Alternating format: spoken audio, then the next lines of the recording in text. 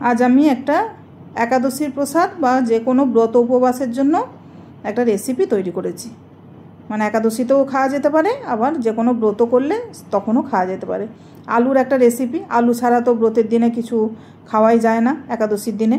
সেই জন্য আমি আলু এবং বাদাম দিয়ে এরকম একটা সুন্দর ফরফরে ঝরঝরে রেসিপি একটা তৈরি করেছি, খুবই মুখরোচক। এটা আপনারা অবশ্যই একবার একাদশীর দিনে বা ব্রতের দিনে ট্রাই করবেন। হরে কৃষ্ণ, প্রণাম। আমি সদানন্দিনী মালিনী দেবী দাসী, রাধারানীস কিচেনে আপনাদের সবাইকে স্বাগত। আজ আমি ভগবানের জন্য আলুর একটা রেসিপি তৈরি করে দেখাবো। এই রেসিপিটা তৈরি করার জন্য আমি আলু নিয়েছি, মোটামুটি আমাদের যেরকম লাগবে ওই 350-400 এরকম আলু নিয়েছি, মানে 4টে আলু আমি নিয়েছি। আলুগুলোকে আমি ডুমো ডুমো করে বানিয়েছি আর একটু লবণ দিয়ে আমি সেদ্ধ করে নিয়েছি, মোটামুটি 85% সেদ্ধ করে নিয়েছি। আর এখানে ফোড়নের জন্য রেখেছি গোটা জিরে, কাঁচা লঙ্কা, আদা গ্রেড করা আছে, এটা ফোড়নে দেবো আমি। আর এখানে চীনা বাদাম শুকনো খোলায় ভেজেছি, ভেজে খোসাগুলো আমি ছাড়িয়ে নিয়েছি, মোটামুটি যতটা ছাড়ানো গেছে ছাড়িয়ে নিয়েছি। আর এখানে লবণ, আর এখানে ভাজা মশলা মানে ধনে জিরে আর শুকনো লঙ্কা আমি ভেজে একটু গুঁড়ো করে নিয়েছি, একটা সুন্দর সেন্ট আসবে বলে। আর আমি এটা এই সাদা তেলে রান্না করব, সানড্রপ তেলে।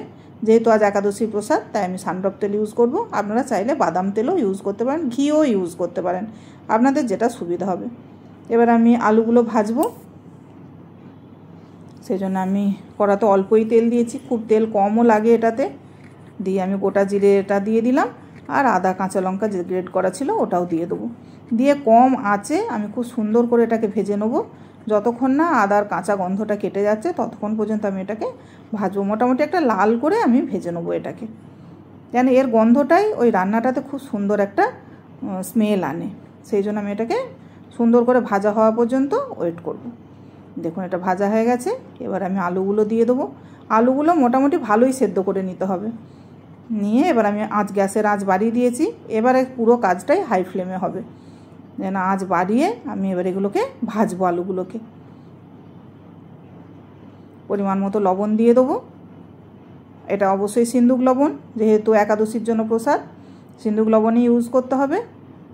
তো আমি এটাকে নাড়াচাড়া করে গায়ে আঁচ লাগবে এরকম মতো আমি ভাজবো। দেখুন গাগুলো কেমন একটু ভাজা ভাজা মতো হয়েছে, গাগুলো ছাড়া ছাড়াও হয়েছে, দেখতে কত ভালো লাগছে। এখনই এরকম করে ভাজতে হবে। একাদশীর দিনে এমনি তো সব প্রসাদ তো পাওয়া যায় না, সেই জন্য আমি এরকম একটা সুন্দর মুখরোচক প্রসাদ আমি রেডি করেছি। তো আপনারা সবাই এটা একাদশীর দিনে একবার ট্রাই করে দেখবেন, খুবই ভালো লাগবে। তো আমি যে ভাজা মশলাটা নিয়েছিলাম ওটা দিয়ে দেবো, আর যে ভাজা বাদামগুলো ছিল ওগুলো আমি মিক্সিতে পালস মোডে একটু ঘুরিয়ে নিয়েছি। দেখুন দানা দানা হয়ে রয়েছে আর কিছুটা গুঁড়ো হয়েছে, মানে এরকম দানা দানা অবস্থাতেই পিসতে হবে। দিয়ে এগুলোকে নিয়ে আমি সব সুন্দর করে মিশিয়ে নেবো। এতে ধনে পাতা দেওয়া যায়, যারা একাদশীতে ধনে পাতা পেতে চান তারা দেবেন, আর না দিলেও কোনো প্রবলেম নেই। দেখুন এটা আমার ভাজা হয়ে গেছে।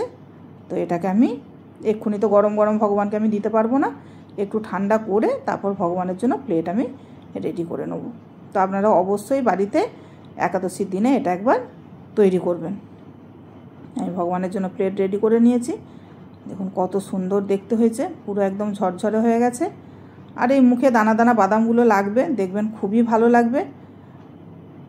তো আমি এবার তুলসী পত্র দেবো। হরে কৃষ্ণ, ভুল ত্রুটি হলে ক্ষমা করবেন, প্রণাম।